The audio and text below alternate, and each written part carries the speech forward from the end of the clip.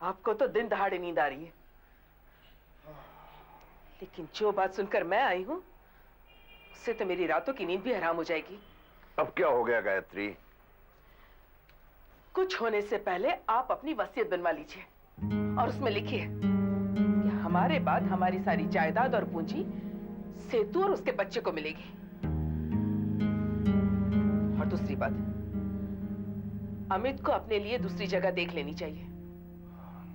वैसे भी सेतु की शादी के बाद घर में जगह कम पड़ने लगी है। कल को उसका बच्चा होगा, जगह और कम पड़ेगी। बच्चा खेलेगा कहां?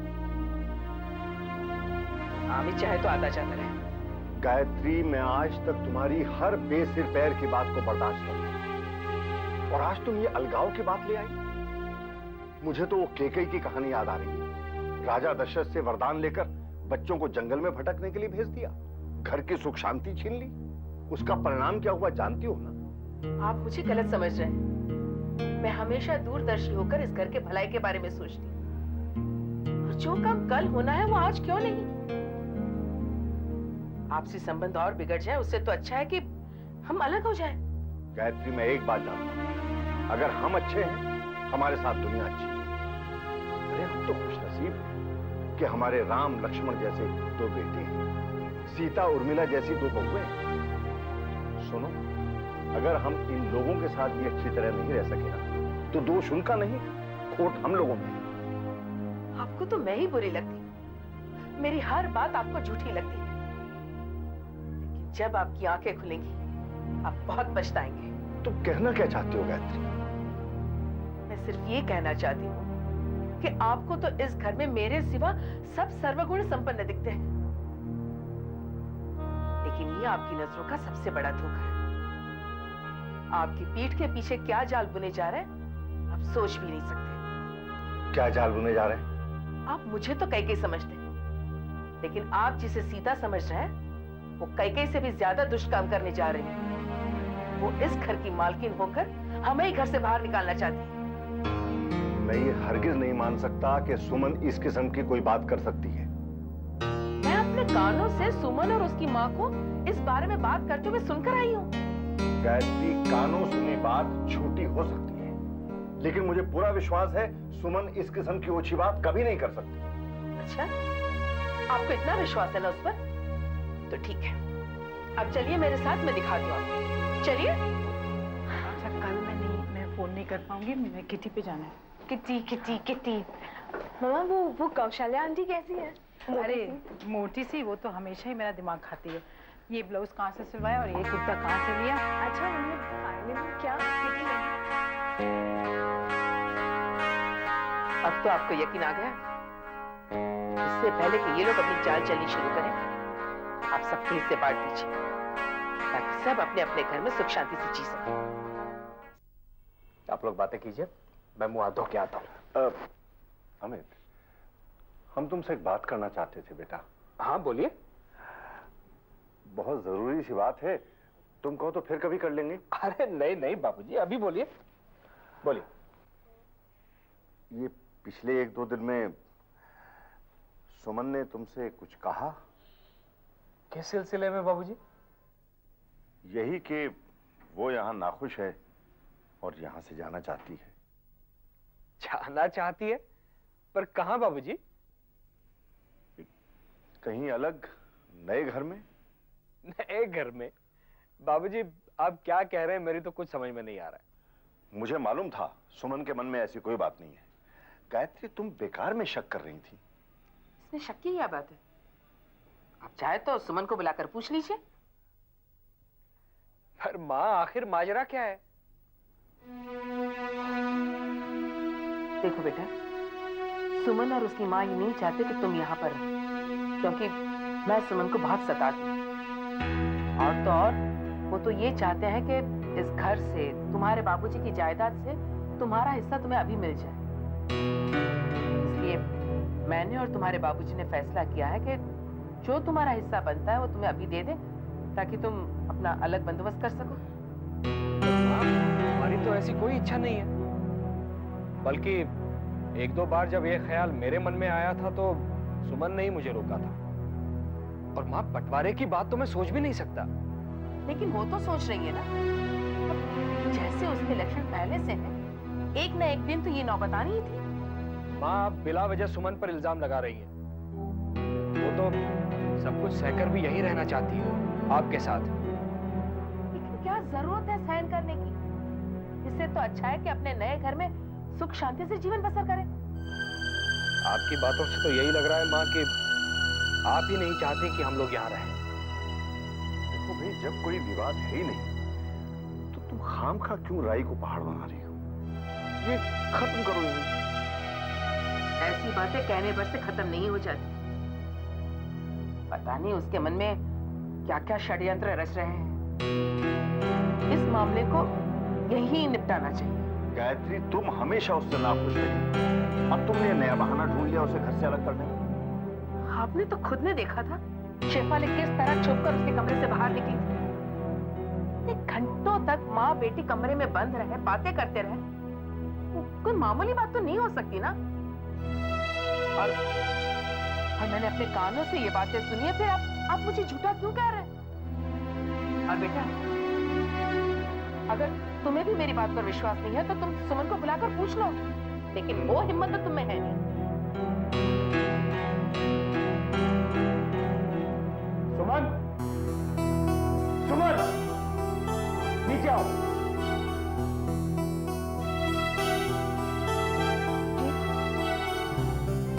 सुमन, क्या ये सच है कि तुम ये घर छोड़कर जाना चाहती हो? और क्या ये भी सच है कि इसी बात को डिस्कस करने के लिए तुम्हारी मम्मी यहाँ पर आई थी? हाँ, ये तो सच है कि मम्मी यहाँ पर आई थी, लेकिन ये आपसे किसने कह दिया कि मैं ये घर छोड़कर जाना चाहती हूँ? सुमन, इस घर की और प्रॉपर्टी के बंटवारे के संदर्भ में तुम्हारी मम्मी से कोई बात हुई है? हाँ, मम्मी ने कहा जरूर था कि अपना हिस्सा मांग लो, लेकिन अमित, मैंने साफ इनकार कर दिया। मैंने ये मम्मी से कहा कि मेरे लिए ऐसी कोई बात सोचना भी पाप है। मैंने कहा था ना गायत्री, मुझे सुमन पर पूरा विश्वास है। पर मुझे विश्वास नहीं। जब ऐसी बातें एक बार दिमाग में आ जाती फिर कभी नहीं निकलती। जो काम कल होना है वो आज हो जाए तो अच्छा ही है। वैसे सुमन यहाँ खुश नहीं, और मुझे भी ये रोज रोज के झगड़े पसंद नहीं।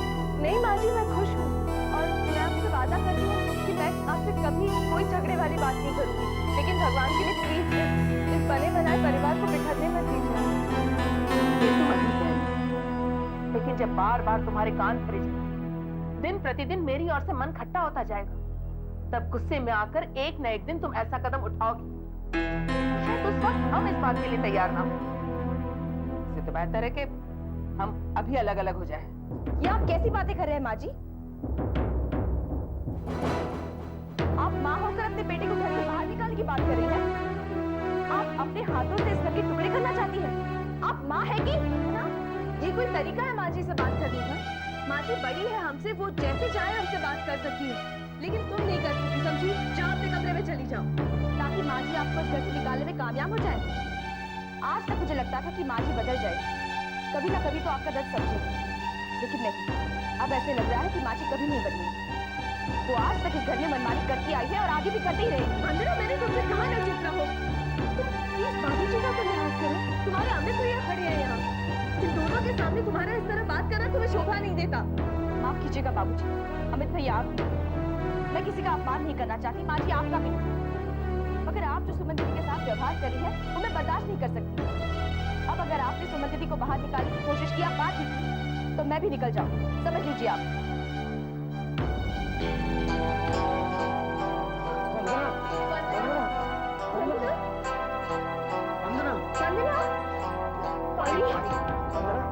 ये लो, पियो। मैं डॉक्टर को फोन करता हूँ। बाबूजी क्या हो गया? इसे ऊपर ले जाओ। धीरे धीरे।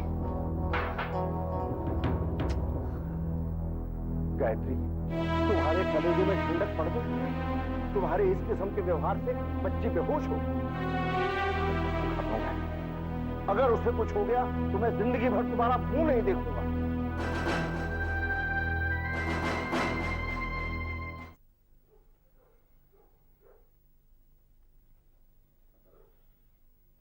अरे वनु, तुमने तो मुझे डरा ही दिया था। क्या बात है समधन जी, कोई घबराने वाली बात तो नहीं?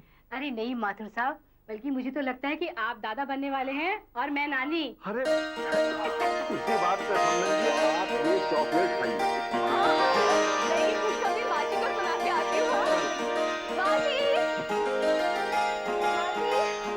माँ जी, माँ जी, अपने सीधा डॉक्टर गोयल ने क्या कहा? माँ जी, आपकी सारी मनोकामनाएं, आपके सारे सपने पूरे होने वाले हैं। काफी लगता है इतनी खुशी में, इतनी खुशी में आपको कहीं नहीं। आप समझी नहीं माँ जी?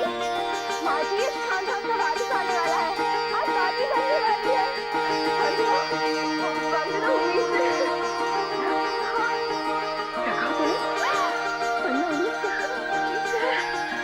भगवान ने मेरी प्रार्थना सुन ली।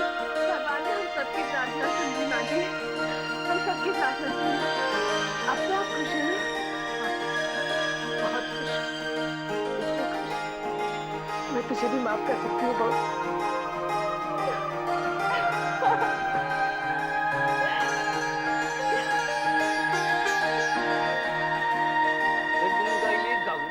चरा लिए बनावा ओह से दिखले खेदी हवा धाइले दूना कनावा। तू है ना गौ चराने के लायक ही है।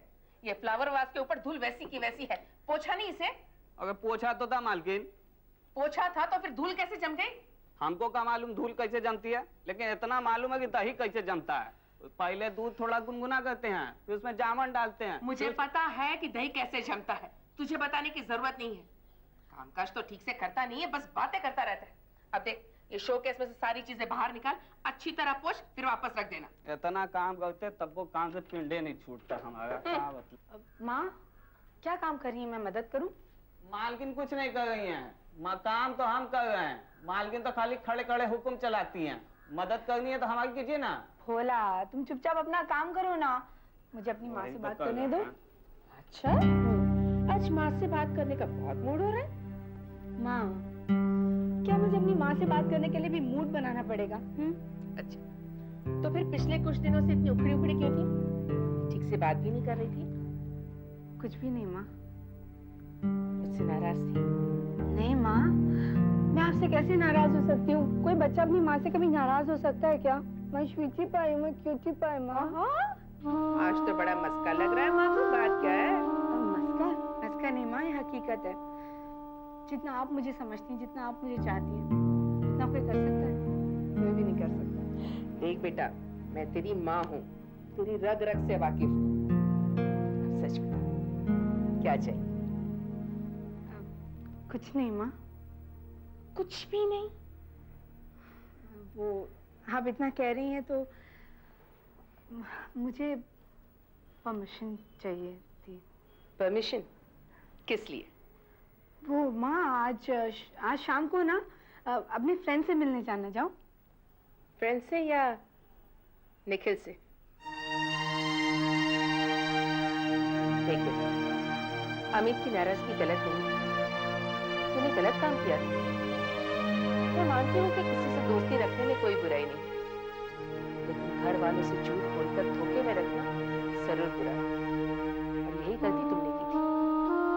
मगर मैं क्या करती माँ? अमित भैया ने साफ मना कर दिया था निखिल से मिलने के लिए। क्या ये जबरदस्ती उनकी गलती नहीं थी? नहीं बेटा, ये उसकी गलती नहीं थी, ये उसकी जिम्मेदारी थी, बड़ा भाई होने के नाते। देख, उस वक्त तो मैंने तुझे कुछ नहीं कहा था, लेकिन तेरा झूठ बोलना मुझे भी पसंद नहीं आया था। जो बात गलत है वो गलत है। आई नो माँ, और मैं उसके लिए बहुत शर्मिंदा हूँ। आई एम सॉरी, प्लीज माफ कर दीजिए मुझे। देख बेटा, मेरी एक बात हमेशा याद रखना, जिस बात के लिए तुम्हारी आत्मा तुम्हें कचोटती है वो बात गलत ही होती है, और उसके लिए शर्मिंदा होना पड़ता है। समझ गई? अब सच बता, किससे मिलने जाना है? फ्रेंड्स से? नहीं माँ, प्लीज मुझे थोड़ी देर के लिए जाने दीजिए माँ। मैं जल्दी आ जाऊंगी, आई प्रॉमिस यू। प्लीज माँ, प्लीज। ठीक है, लेकिन जल्दी वापस आ जाना।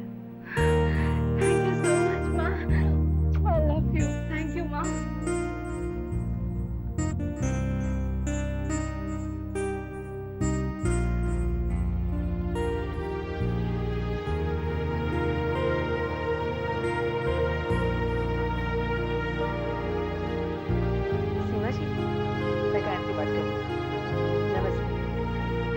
तुमसे निखिल के बारे में कुछ पूछना था। मुझे पूरा यकीन था कि तुम आज जरूर आओगे, वरना रोज की तरह यहाँ घंटों इंतजार करके मुझे आज वापस जाना पड़ता। और उसके बाद अपने घर जाके तुम मेरे घर में प्लान कॉल कर करके मेरी पोजीशन ऑकवर्ड कर देते हो। तो मैं क्या करूं? मैं जिस दिन तुमसे नहीं मिलता हूँ, तुमसे बात नहीं करता हूँ, मुझे चैन नहीं मिलता है। पता है मेरे घर वालों को कितना शक हो गया? क्या बात कर रही हो? और क्या, अमित भैया ने मेरा कहीं भी आना जाना बंद करवा दिया है। आज बड़ी मुश्किल से माँ से परमिशन लेके तुमसे मिल रही हूँ, पता है? तो पता है मेरे डैड को भी शक हो गया है। मुझे पूछते रहते हैं लड़की कौन है, उसका नाम क्या है। अभी तो किस तरह अवॉइड कर दिया, आगे पता नहीं क्या होने वाला। चुप है। हम ये बात अपने घर वालों से क्यों छुपा रहे हैं? उन्हें सच्चाई नहीं बता सकते हैं क्या? Stupid, वो इसलिए कि तुम्हारे घर वाले हमारे प्यार को कभी नहीं समझ सकते, हमेशा एतराज करेंगे। क्यों नहीं समझ सकते? ये तुम्हारी गलतफहमी है। हाँ, अमित भैया की भी तो लव मैरिज हुई थी, उनके लिए तो कोई एतराज नहीं किया गया था। हाँ, लेकिन माँ को था। There you are. माँ ने एतराज किया था ना, वो खिलाफ थी ना। लेकिन वो लव मैरिज के खिलाफ नहीं थी बुद्धू, वो भाभी के काम करने के खिलाफ थी। बस तो तुम्हें लगता है कि अगर हम लोग अपनी शादी की बात करते हैं, तुम्हारे घर वाले मान जाएंगे? मेरे घर वाले तो मेरे ख्याल से मान जाएंगे, लेकिन तुम्हारे घर वालों का पता नहीं। मेरा dad, my dad in school, you know, वो तो कहते हैं कि तू शादी कब करना पता है ना, अभी कल करा दूंगा। लेकिन मैं ही हूँ जो उनको अवॉइड करता रहता हूँ। You know, I just want to be a free bird. Oh यार, Oh, yeah. Oh really? Oh, yes. पर अब मैं आपके जाल में फंस गया। मेरे जाल में? What do you mean? मैंने कौन सा जाल बिछाया था? I'm just kidding, यार। नहीं, I think मेरे डैड हमारी शादी के खिलाफ नहीं होने चाहिए। लेकिन लेकिन क्या? नीतू, कई दिनों से मैं तुमसे एक बात कहना चाहता हूँ। You know, कहो ना। मैं तुम्हें खोना नहीं चाहता हूँ। I really love you. मुझे पता है कि आज नहीं तो कल तुम्हें बात पता चल जाएगी। अरे तो बताओ ना, क्या बात है निखिल? लेकिन पहले तुम वादा करो कि तुम एकदम से रिएक्ट नहीं करोगी और मेरी बात को ध्यान से सुनोगी। ओहो निखिल, अब मुझे टेंशन हो रही है, बताओ ना क्या बात है? देखो नीतू, तुम्हारी भाभी का ऑपरेशन जिसने किया था ना, नहीं खैर छोड़ो रहने दो। बोलो ना, क्या हुआ उनको? जिसने किया था ना, वो मेरे डैड है। हाँ, मैं डॉक्टर घर का बेटा हूँ। Please Don't touch. मेरी बात तो सुनो। How could you? Meetu, Shut up. मेरी बात तो सुनो प्लीज। मीतू, प्लीज मीतू, मेरी बात तो सुनो। मीतू